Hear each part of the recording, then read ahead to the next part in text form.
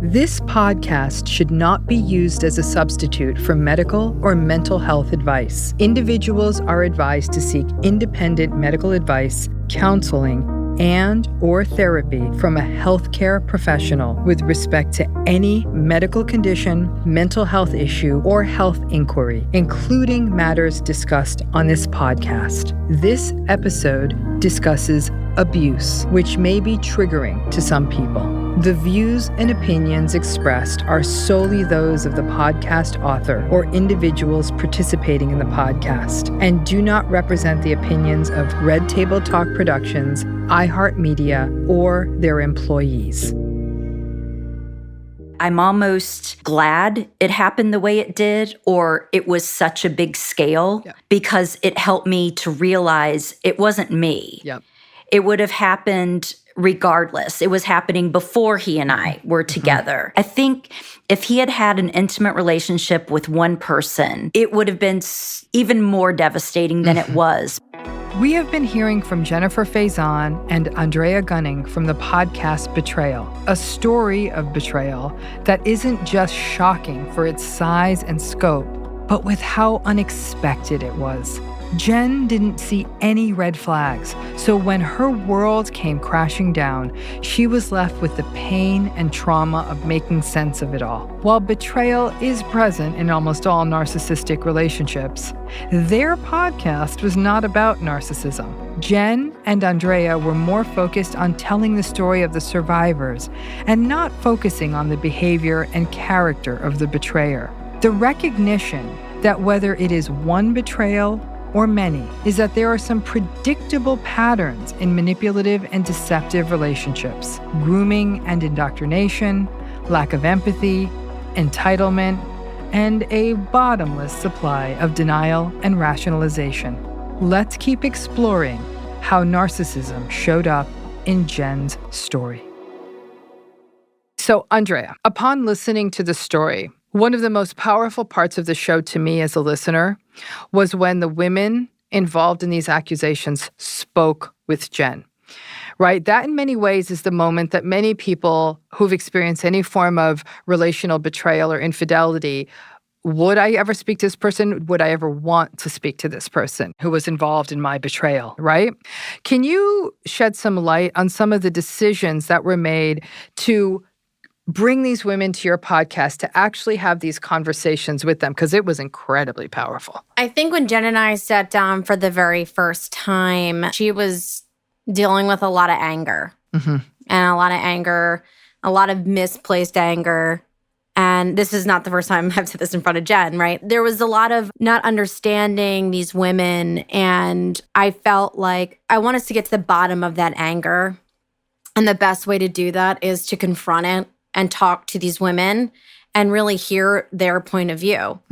Because I felt like who she was truly angry with was her husband, Spencer. I had just met Jen in 2019, and listening to her story, I felt like it's a horrible experience. I truly believe she didn't see anything, but I know that these women had their own individual experiences. I just knew in my gut. So I felt like it was helpful for her to understand the man that they had a relationship with, because she owed it to herself and the time she had invested to really know who this person was. So that was really the decision to sit down with these other women. Jen was game and the women were too. So I have a lot of admiration at her bravery and their bravery. So interesting, Andrea, how you framed it as misplaced anger. Because I think that any time somebody experiences any form of relational infidelity or betrayal, they do have anger at the other party. I mean, I think it's built in. And I think it's part of the overwhelm of the process. How did that shift for you over time, Jen? Because I have to say, I have yet to meet the person who out the gate when they learn about a betrayal or an infidelity say like, I'm only mad at my partner. Oh, that other person is blame-free, right? We will never get away from that sense of co-complicity, especially if there's awareness that they knew you existed. I think there's sometimes a little more empathy if that other person was sold such a story that, with a different identity, and so there was no even way to look at social media or any of that, no wedding ring, all those things that we might can't say, okay, this person was completely scammed. But it sounds like some of these women actually definitely knew you existed. So how did you move from that anger towards the women who were having these relationships with him to shifting your anger solely towards Spence? Because that's actually a really difficult shift. It was. In the beginning, I learned a couple of these women I knew had made a choice to have an affair with my husband.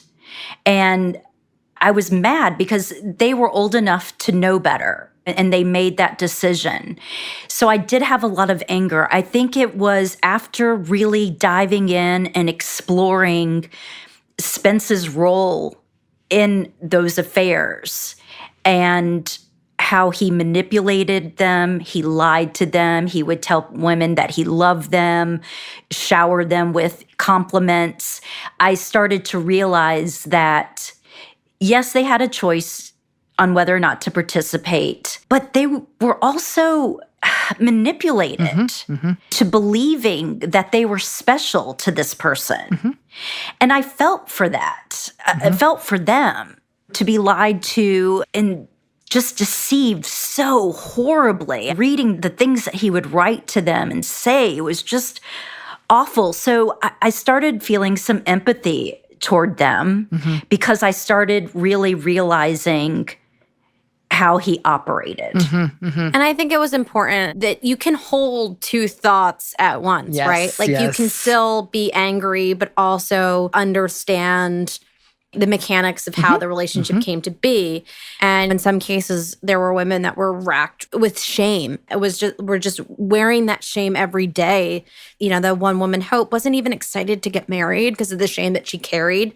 And so I never wanted Jen to say, I'm not angry anymore, because you can hold those two thoughts. You can be angry, but understanding. You can have those two feelings. And I think that's what's so challenging when you have these kinds of antagonistic, manipulative relationships, is that multiple things can be true at the same time. And I think we often have trouble holding multiple truths simultaneously, especially when they seem sort of at odds with each other. Jen, when I was listening to the story, I was very struck by how different the tenor of the conversation was when you were talking with the person who was a student at the time of the relationship versus the person who was an adult woman. Internally for you, emotionally for you, how were those experiences different? Because I can't see how they wouldn't be different.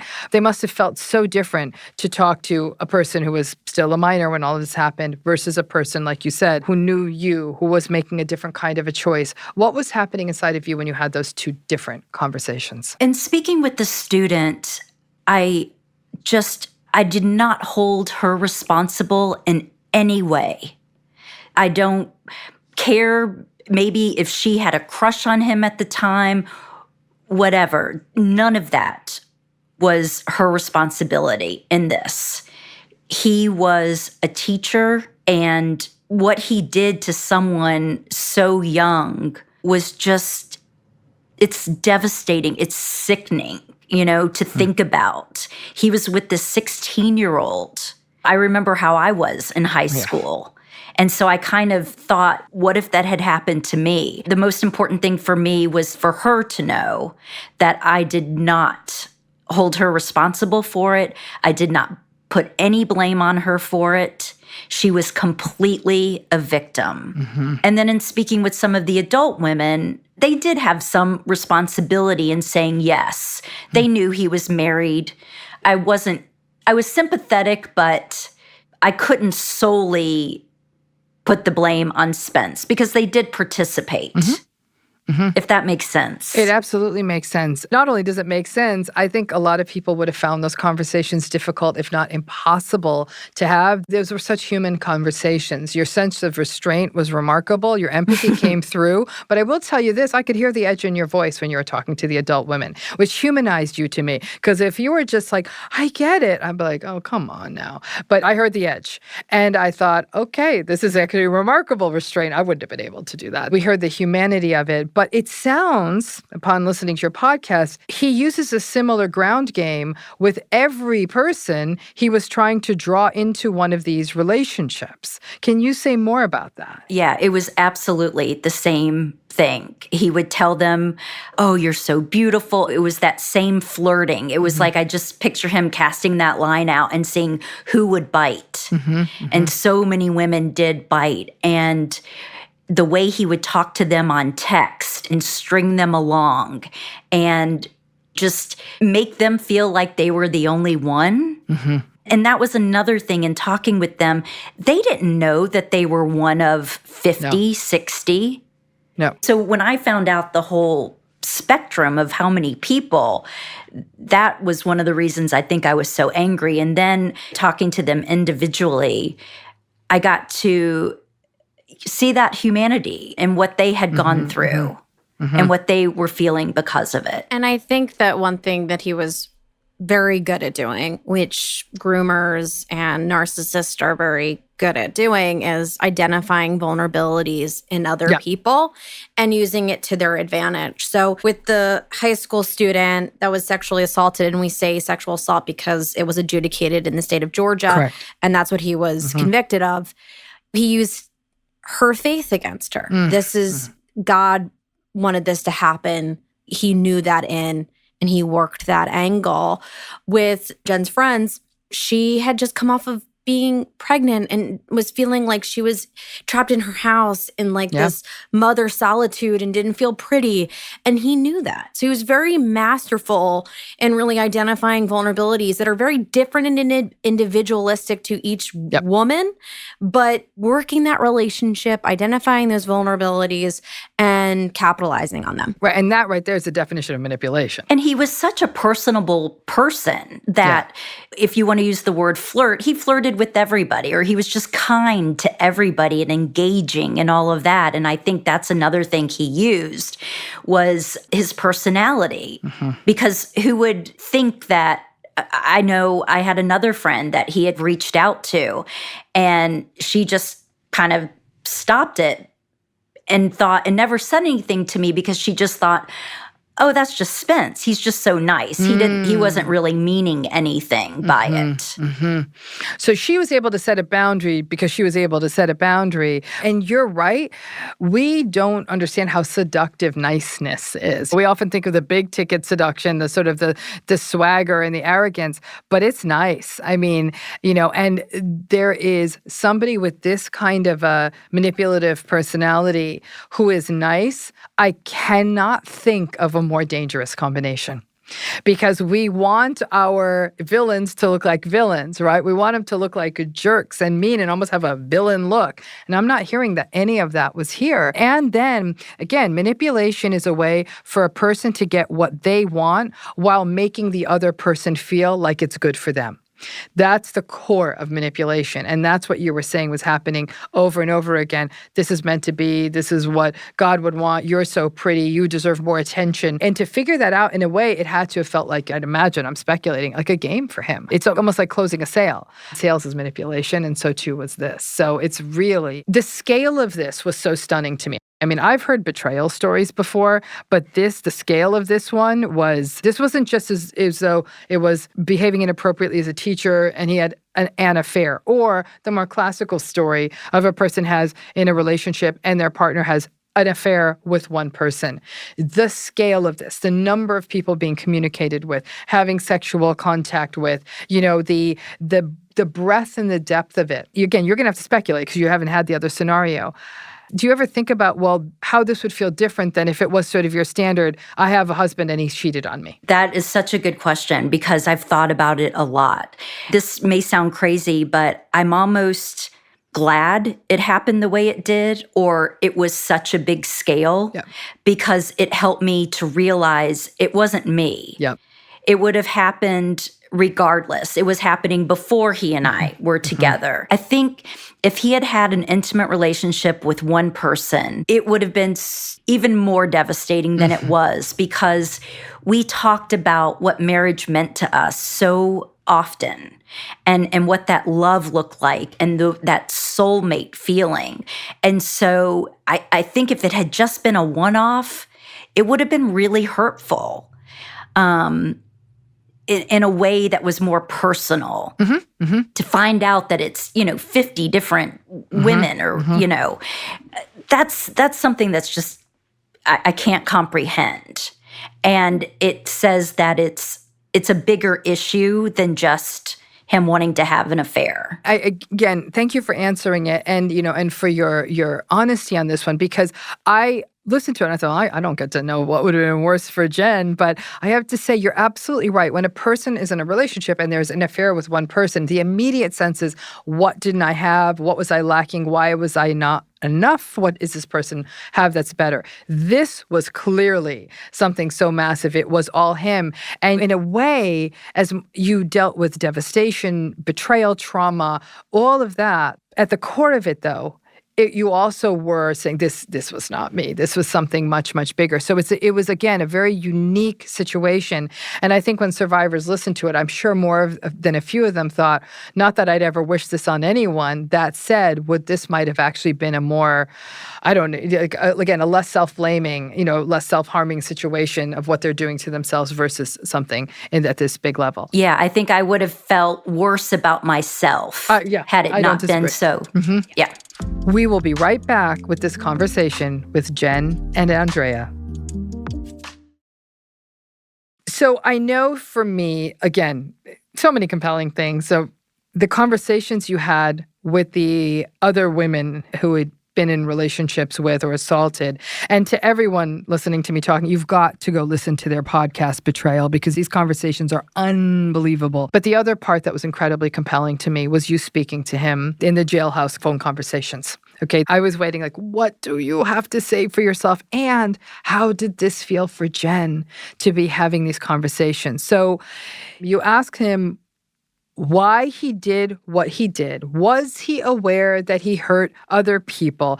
Was he aware of what he did to you, what he did to them? And I had my feeling. I'd like to hear from you first. Do you feel like he answered your question? No. Not at all. I had been waiting to have this conversation with him. He had been promising that he would let me speak with him. He just shut it down. And in talking to him and asking him these questions and hearing his response, I just knew he's not capable of understanding the devastation he caused. Somehow I think in his mind, he somehow made it okay, whether it's with the student saying it was consensual, things like that. He can't take responsibility or have empathy like we spoke about before.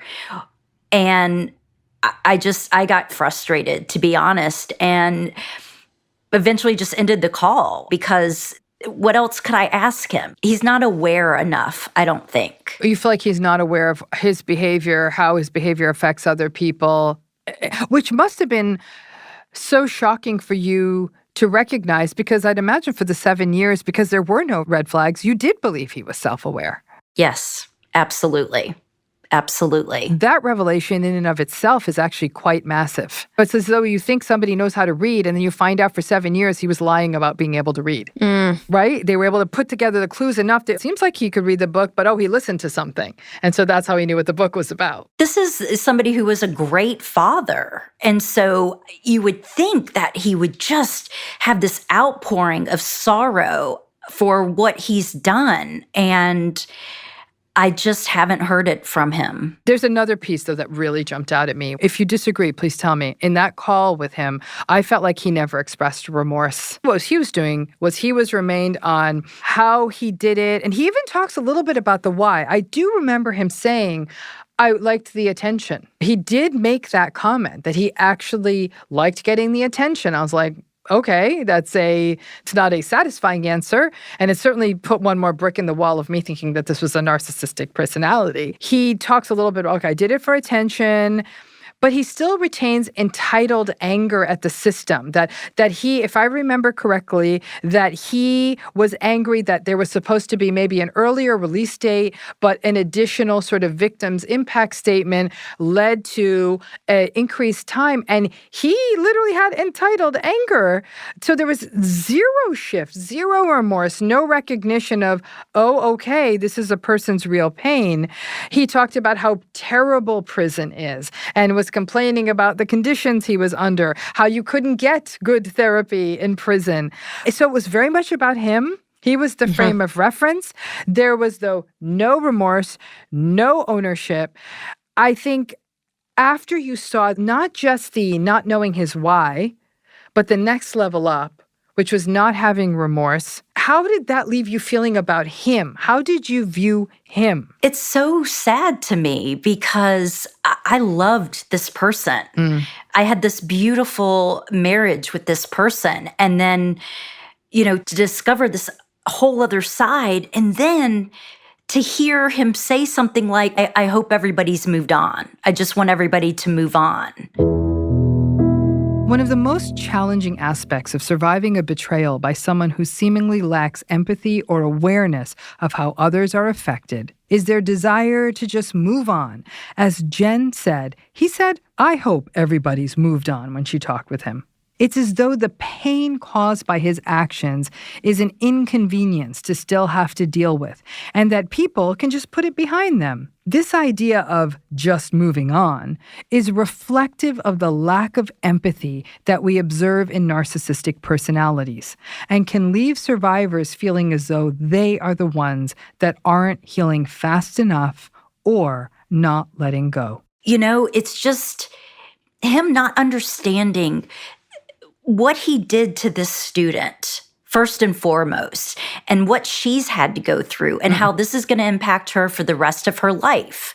Yes. And I believe that she's strong and resilient, and she will use this for something good. It's really sad to me, to be honest, because it's just not the person that I knew. For you, to me, this went beyond betrayal trauma. It was a death. It was a death of a person and replaced by a person that on any day of your life you would not have given the time of day. And so there was not just that experience of the trauma around betrayal, but also the grief, because it was a grief of your marriage, a grief of the life you thought you would have, a grief of a future. And in any time somebody has one of these toxic relationships, however it unfolds, the grief is often overwhelming and unrecognized. People don't see it as grief because the person's still walking around alive in the world. Andrea, how did you feel after listening to the jailhouse phone calls that ended up in the podcast, and probably more than what we even heard, and the lack of remorse and the lack of ownership? How did you feel about this? So how did you process this? I felt sad for Jen. I felt sad for Rachel, the sexual assault victim, that he did feel a sense of injustice, that he had to serve his full term, which was just mind-blowing. That for some reason, because he was a teacher of the year and served on the Air National Guard, and he had all of these trophies on his shelf, that he should be entitled to something different and not held accountable for his actions. It made me sad for the victim there. It made me sad for Jen. I also was not necessarily surprised, because this is something that I can't remember if we used this in the show, but I remember after he was sentenced, he wanted to have a conversation with the student's parents and apologize for that. But it felt very much, I'm being sentenced, but I'm just felt it just felt performative. And for him and not for the parents. And the parents were like, I don't want to talk to you. You assaulted my child. So just learning about him over a very long time, I'm not surprised, but it's still sad. I'm disappointed because he is out. And I feel like Jen and I are empathetic people. Yeah. We still feel for other human beings, and it's just disappointing that someone can't take a hard look at their behavior and are incapable of feeling remorse or incapable of seeing how really truly owning the collateral damage. Some people are, but I didn't feel true ownership of the collateral damage. It's like he could have thought, what if this had happened to my daughter? Yes. How would I have reacted? And just, I don't think that's ever been a thought in his head. I think somehow he is justifying what he did. I also was a little fascinated with people's coping mechanisms. It just was like an interesting, fascinating look into coping mechanisms. And I don't know if he's doing what he's doing to cope and get through, but I certainly don't feel like it's necessarily helpful in the long run. What do you mean by that? What his coping mechanisms were? Meaning when in the jailhouse call, Jen spoke to it too, is I just want everyone to move forward. Yes. And generally press him is like, maybe the student did write a letter. And we knew that she did write a letter to keep him in to the parole board. And he was like, that's irrelevant. It was in his inability to really sit with the fact that she was a victim, as opposed to like on paper, she was underage, he was an adult, like that. It's a formality. It's like a systematic justice formality, as opposed to, no, she's truly a victim here. Right. She was sexually assaulted. She was manipulated.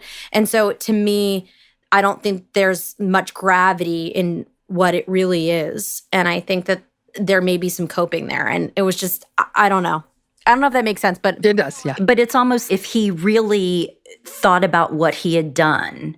And like I said, he would say, oh, that person didn't mean anything to me, yet he's writing to her, I love you. If he really thought about what he did to people, then maybe he wouldn't be able to cope as well as he is. So he's putting on this shiny hat and just gonna be positive and move forward. Or it's pathological levels of denial, rationalization, justification, and compartmentalization.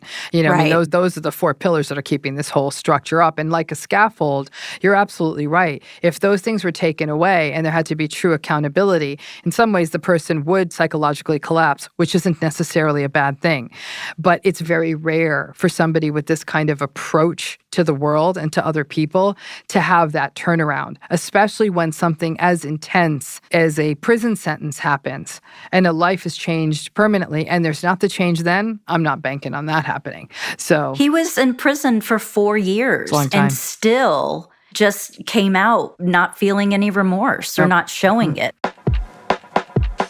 My session with Jen and Andrea will continue after this break. When a betrayal experience happens like yours, obviously you, Jen, and the women he hurt, Rachel, the assault survivor, all of these people experience the most primary betrayals. But there were a lot of people around you. You yourself said you were surrounded by a supportive community, and this community knew him. How are you setting a boundary for yourself? Because, all I want is for you to keep healing and feel good and safe in the world.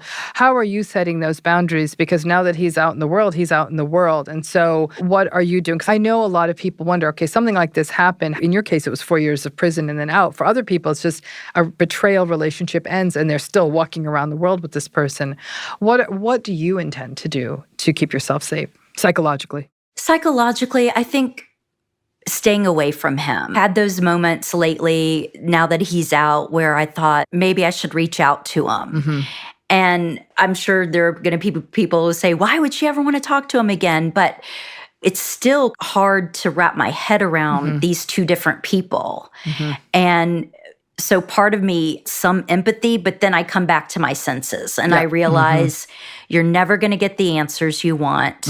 This is not somebody who is safe to be around. He is going to manipulate and lie as best he can. I think that's another reason for putting this podcast out there and the truth.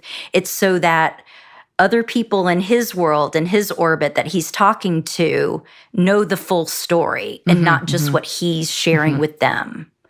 So I take it day by day and just remember who he is and just try to move forward. Yeah. One theme that was raised, and you had an expert even talking about this quite a bit on your podcast, was the idea of betrayal trauma. Did that framework help you understanding it from the framework of betrayal trauma? Absolutely. When I got the definition, when Kim said, you're going through betrayal trauma, and I could read books about betrayal trauma, it helps so much because then I realized that other people have gone through this. Yeah. It affects you psychologically, emotionally, physically, all sorts of things. And the way I would react sometimes after it happened, I could go back to, this is a symptom of betrayal trauma.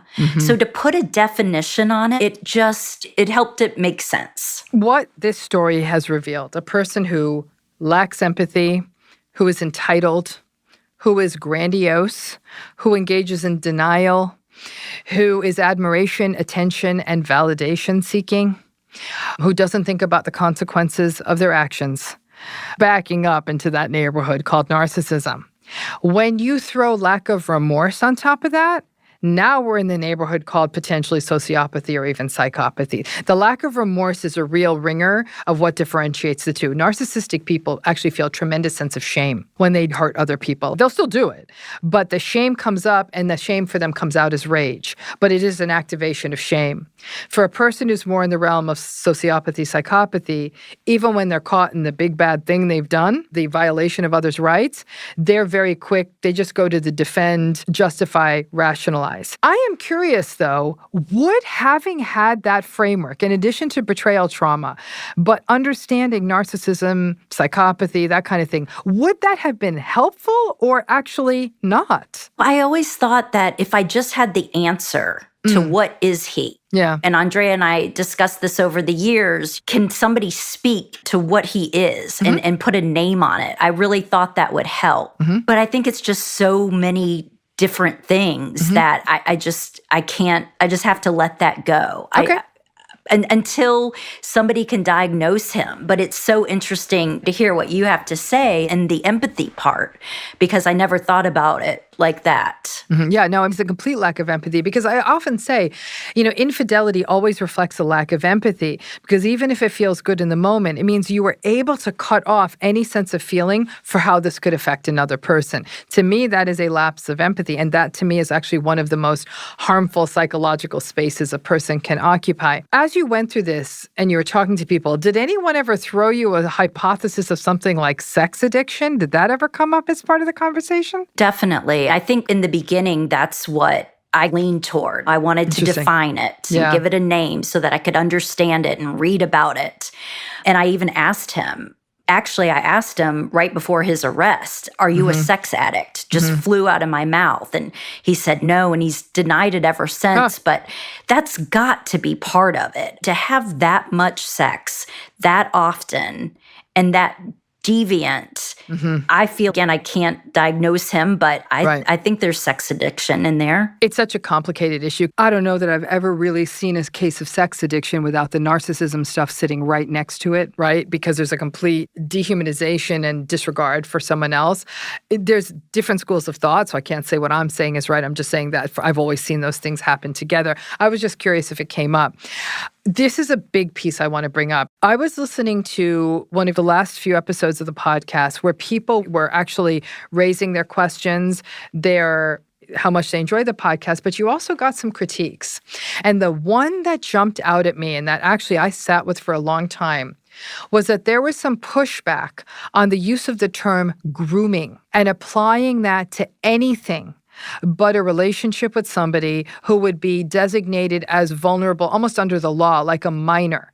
And for that term to be used in an adult relationship was an issue. What are your thoughts on that? Because I know I sat with that one for a long time. So this term grooming, like Jen said, I want people to understand this. And then the use of the term seemed to raise controversy. So could you unpack that a little bit? Yeah, I think it was the reason why we sought out an expert in this field to educate ourselves and our audience. And the biggest thing that we learned was it knows no age or gender. Like it's a specific action.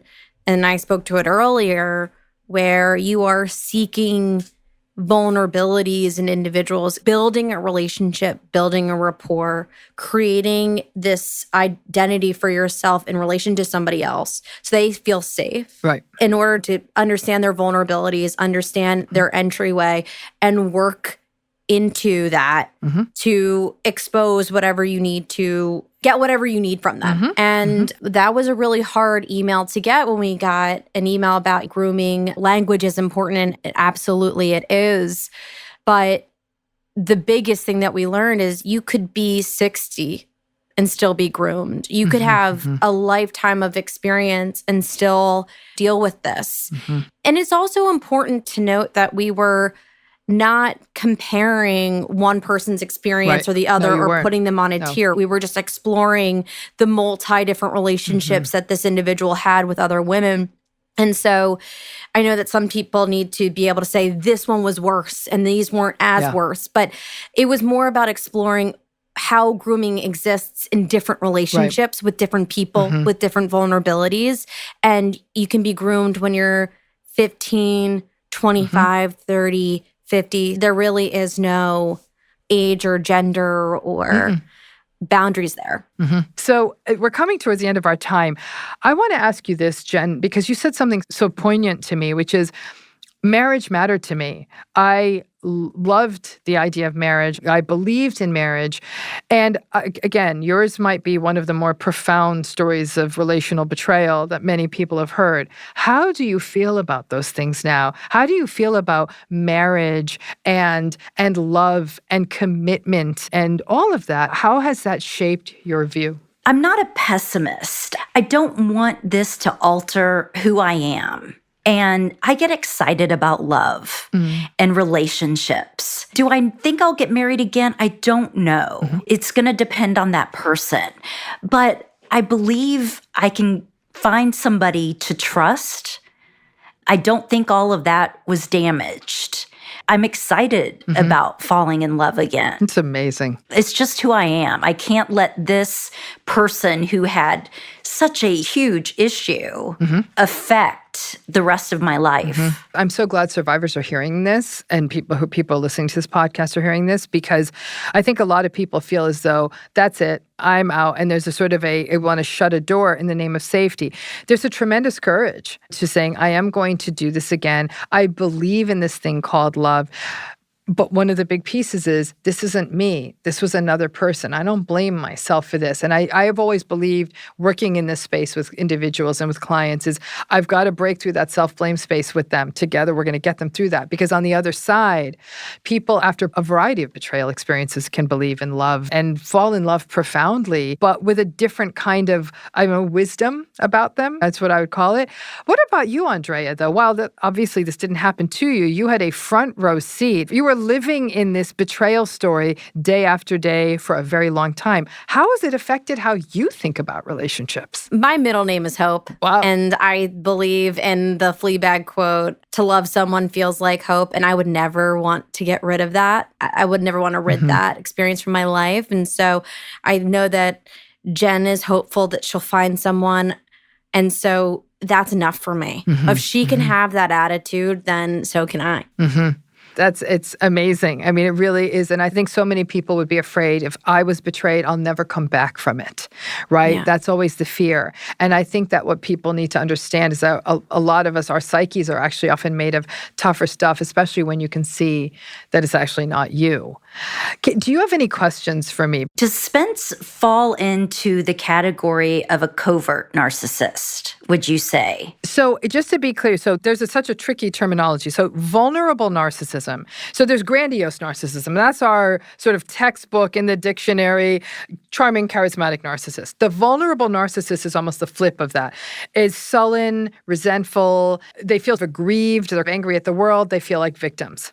Now, the covert, overt part is about overt narcissism is, aren't I great? Don't you feel lucky to be with me? They say things like that. The covert stuff is the stuff we don't see. It's the feelings they would have or thoughts they'd have. They might be thinking, how come nobody thinks I'm great? How come no one can see how great I am? Obviously, that might manifest as anger and things like that. I think in his case, again, if I was just a graduate student reviewing a case and the professor said, what do you think? My first hypothesis is more in the sociopathy kind of narcissism, psychopathy realm. The lack of remorse to me is really striking here. And I don't know his story. Anyone really thinking about this would need to know all of that to be able to craft who this person is. But if we focus solely on the behavior of long-term deceit, almost not quite aliases, like the different faces he put out there, taking advantage of people, not following the rules, breaking rules with little remorse, that behavior conforms to more of what we consider to be psychopathy. And the reason it feels hidden is because somebody who's so skilled at lying is actually able to put forth these other faces. And if the whole machine is working well, that means everyone is actually seeing this really, if you will, charming version of this person all around because the person's needs are being met so consistently. And for a long time, many years, the entire machine actually, sadly, ran exactly the way he wanted it to. That's why everyone was seeing this best face. As long as someone like him feels safe and validated, everybody's going to think that he hung the moon. That's the challenge. But all of these personalities, they're all very close to each other. And that's why we use the word antagonistic. And that big word antagonistic can be really in your face. Look how great I am.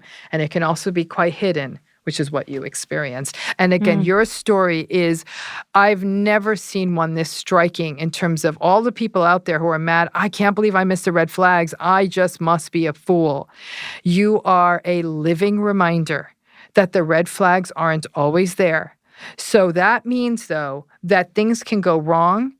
And trust yourself when they are going wrong. Yours, it was really in your face. But even for other folks saying, this doesn't feel good anymore, but I didn't see red flags, so that must mean that this is okay.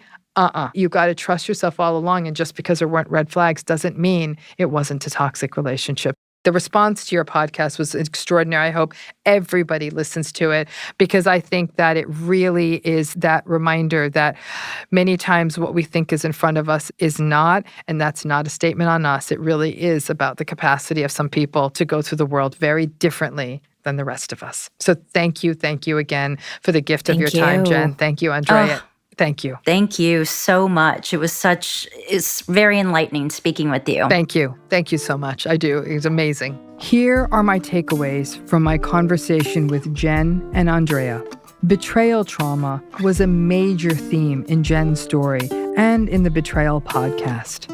It is a frequent theme in narcissistic relationships as well. It is a unique relationship trauma that comes from having trust violated, living with chronic deceit, and enduring consistent gaslighting.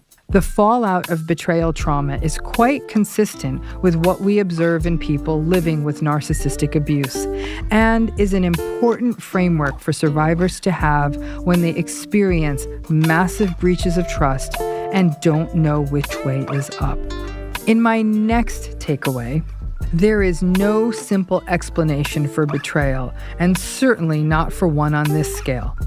It's too simplistic to say narcissistic people betray. For survivors, hearing that is often not enough. Personality is certainly one factor, but other things may be at play, like dysregulation, other behavioral dynamics, but personality styles like narcissism, sociopathy, or psychopathy are often part of this picture. Above all else, it is so important for survivors to know that another person's betrayal is never your fault, even though you are the one managing the pain and the fallout. Jen resisted the temptation to make it just about why he was the way he was or why he did what he did. And instead, she focused on what actually happened and how to not be defined by it. In my next takeaway, while the term may be controversial, the process is pretty clear. Whether it is termed grooming or indoctrination or capitalizing on vulnerabilities, it is the process of a manipulative person preying upon a person's vulnerabilities or advantaging their own power to get what they want from them. It is, in fact, a process and is the dark side of other dynamics and patterns such as love bombing. People can be vulnerable to this process regardless of their age or life experience. The person doing the grooming or the indoctrination uses techniques such as praise, making someone feel special, telling them that they love them, or that this is a once-in-a-lifetime experience, and then mixing that with being very attentive and then pulling back, leaving the other person feeling that they would do anything to get that manipulator back. Awareness is key here, because it's not as though our vulnerabilities or life circumstances will change, but looking for other problematic dynamics that can accompany grooming, like isolation, undertaking a relationship in secrecy, not being brought into all aspects of a person's life. These can be important to understand this dynamic and protect ourselves and others from it. In my next takeaway, Jen's story is a reminder that even when there is a massive betrayal that affected not only her, but the other people he affected, as well as friends and family, while it may feel that we can't come back from it, these experiences do not have to steal our empathy and compassion. While Jen had to go through her own process of working through her feelings about adult women who knowingly entered into a relationship with her husband, she found that the process ultimately didn't steal her empathy and compassion or her belief in love. Interestingly, she did have empathy for the other woman as she learned more about how people like her ex-husband work and manipulate. And ultimately, she didn't lose her belief in love and relationships. These betrayal relationships do not have to steal our futures from us. They have already harmed us enough. A big thank you to our executive producers, Jada Pinkett Smith, Fallon Jethro, Ellen Rakuten, and Dr. Ramani Devasula. And thank you to our producer, Matthew Jones, associate producer, Mara Della Rosa, and consultant, Kelly Ebeling. And finally, thank you to our editors and sound engineers, Devin Donahue and Calvin Bailiff.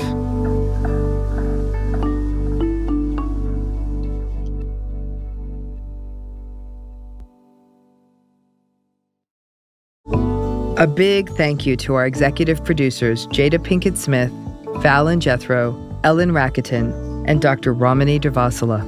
And thank you to our producer, Matthew Jones, associate producer, Mara Della Rosa, and consultant, Kelly Ebeling. And finally, thank you to our editors and sound engineers, Devin Donahue and Calvin Bailiff.